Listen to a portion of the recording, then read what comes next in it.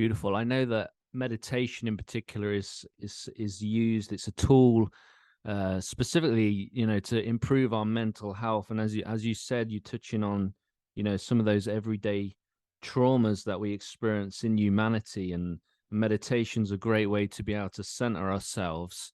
I wanted to ask you, how can businesses be successful and profitable while still focused on their employees' mental health? Well, the question is, why would they not be profitable if they are focused on their employees' mental health? That whole statement doesn't make sense, and it doesn't even hold scientific weight. Mm. Okay, so let's talk about that. Mental health is the number one thing that's going to make your business profitable.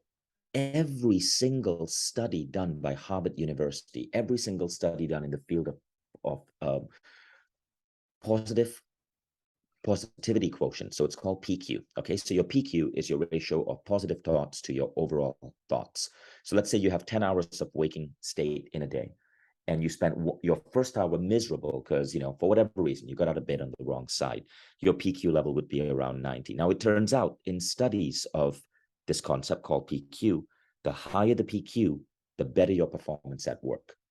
And this applies across the board, multiple industries. Doctors are 19% better at diagnoses when they are happier. Students do better at exams. Salespeople who are optimists do 55% better. All of these are scientific studies. Shazad Shamin, who wrote the book on PQ, said that the only predictor of a team's success is their collective PQ. In other words, the amount of positive emotion on that team. And they studied this. They actually had team meetings, and these scientists would hire an actor who was not actually part of the team, to go in and just be really, really, really nice. He would uplift other people. He might have a little bit of a more positive spin during the meeting. He might serve people coffee. And his whole job was to just elevate the mood of the room. It turned out that those meetings with the actor scored far better in terms of effectiveness, in terms of quality. And so we see that positive emotions are what are going to make your company perform well. And so a company absolutely should be investing in the mental health of its people. But the thing is, this investment isn't even that much. It may come from a boss or a CEO being more appreciative. It may come from having um,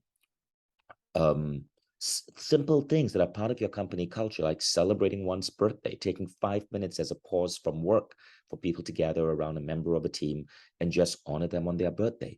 Little things like that make a massive difference. Ultimately, how people feel in their work is what is going to determine the effectiveness of their work.